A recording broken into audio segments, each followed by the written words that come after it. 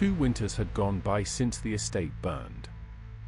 The castle had been rebuilt inside. The people in it, more slowly. Cael was 14. He trained before the household woke, the way he had for 5 years. Nobody had told him to stop. In the war room, Aldric stood over a single folded letter. He had been looking for this name for 2 years. He is alive. My lord. The man whose burial I attended in the war's first month. His body is not on the list of recovered dead. His name has been redacted 3 times in 3 separate ledgers. The same hand each time. A dead man. At court. For 22 years. Someone knew. Someone kept cutting his name out. I have the pattern of the cuts. You will go for him. I will go for what is above him. He will tell me what that is, or he will not. Either way, I will go. Seraphine watched her son from the solar window. She had seen his father do exactly this for 20 years. She did not go down. Cael came to the study before dawn. For the second time in his life. I am ready to ride. You are 14. I know. You want the line. I want the work. You will take the rearguard. You will carry messages. You will not draw a weapon unless someone is already drawing one at you. You will do what the sergeant tells you, and you will do it the first time he tells you. Yes. Are we clear? We are clear. He did not thank his father. Aldric would not have wanted him to. Come back. I will. And find the name. I have it. Then find the one above it. The army moved at first light. Aldric at the front. Cael at the back, for the first time. Seraphine rode a different road, toward the capital. I am petitioning access to the pre-war council rosters. Years 71 through 74. Unredacted. The writ is signed by my husband. It carries the field authority of the Vane house during wartime. You will find it is in order. He found it was in order. He did not like finding it was in order. He sent her to an old man at the back of the stacks. My lady. Master Galvin. I am looking for a name that is not supposed to exist. This man was at court. Reported killed in the first month. No grave. There are many names like that.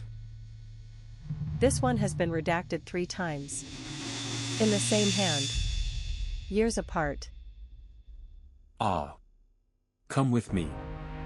There is a room I have not opened in 12 years. They walked down beneath the archives. A heavy oak door, royal seal, iron binding. The lock had not turned in 2 decades. Your husband's writ will carry it. Barely. The chamber inside was furred with dust. A chair pushed back from a table as though someone had stood up 20 years ago and not sat down again. On the table, an unredacted council roster. A single name circled at the bottom in careful old ink. There. Yes. He signed the obituary himself. A burial with no body. I read it at the time. I did not say anything. Who else would know? I thought I was the only one left. Now there are 2. She carried the name out. She rode hard. A rider caught her before dusk with a folded note. The old archivist had been found at his desk that morning. No marks. His heart, the clerks were saying. His heart was fine. At the front, a border town burned at night. The smoke was too clean. The banners were too visible. They want us south. My lord. So we go south. Visible march. Half speed. Banners up. Announce it. And At dusk, I peel east with a picked column. Through the woods. To the quiet valley the scouts found yesterday. the real meeting. The real meeting. The army marched loudly on the town at dawn.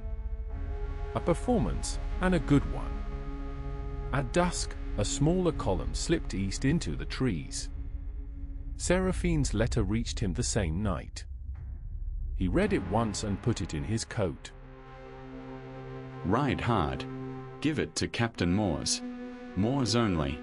Do not speak to anyone else on the road. Yes, sir. No torch. No escort. Keep off the road where the road is open. Yes, sir. Go. He rode through the winter dark with the dispatch in his coat. 3 outriders passed him on the road with torches. He went to ground behind a trunk with his hand on the horse's muzzle and waited until they were gone. Everything his father had ever told him about stillness applied once in real cold. Aldric lay on the ridge above the quiet valley at dawn. The pavilion below was too careful to be a soldier's camp. He did not order the attack. He sent a message. Under white cloth, the reply came back. Read it. Come down and talk, Lord Vane. Of course. He crossed 200 paces of open snow on foot. Alone. No escort. Inside, the dead man stood up from the table with old court courtesy. Lord Vane, you have grown into your father's face.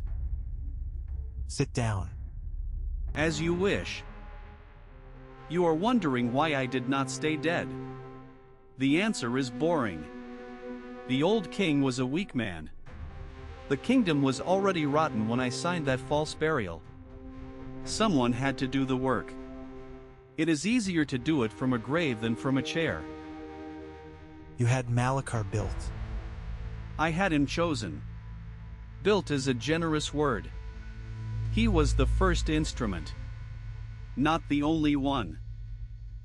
And my brother. Yes. Say it. I had your brother killed. It was necessary. I will not apologize for it. You would not believe me if I did. You have a master. I have a master. Name him. Not freely. If I give you his name, you take me across the border yourself. You deliver me to an old friend I still have in the south. You do not kill me in this tent. You know I will not agree. I know. I am old. I have rehearsed this for a long time. He slid a folded letter across the table anyway.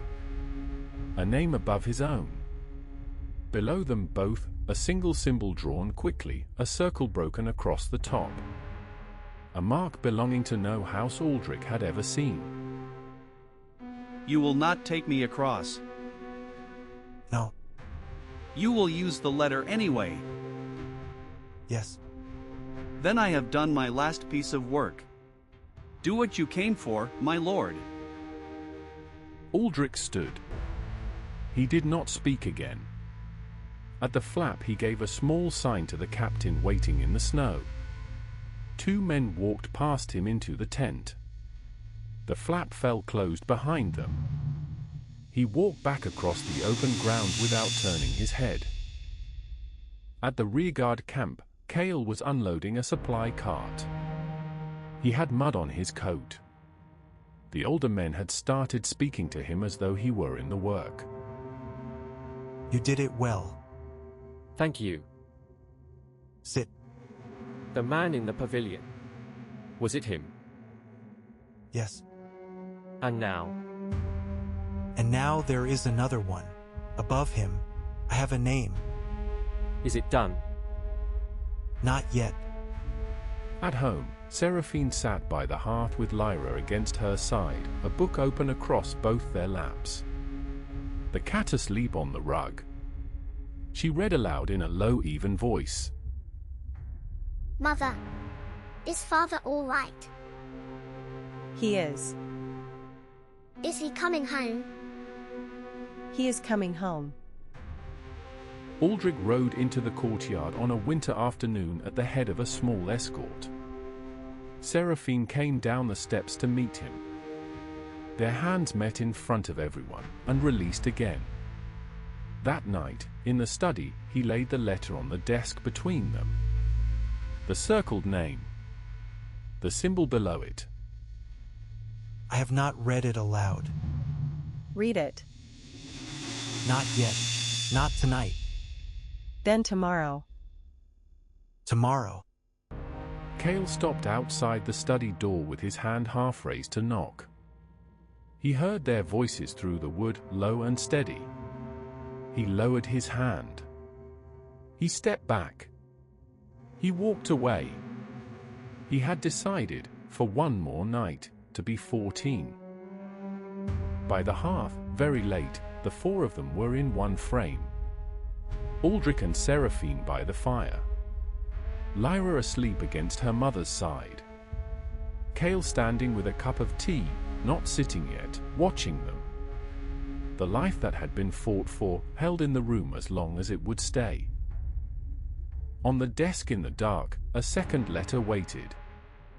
It had arrived sealed, with no sender and no house. The wax bore the same broken circle mark as the one beneath Vexlow's name. Aldric had found the name before the name. The thread was still running. Somewhere above it, someone was still writing.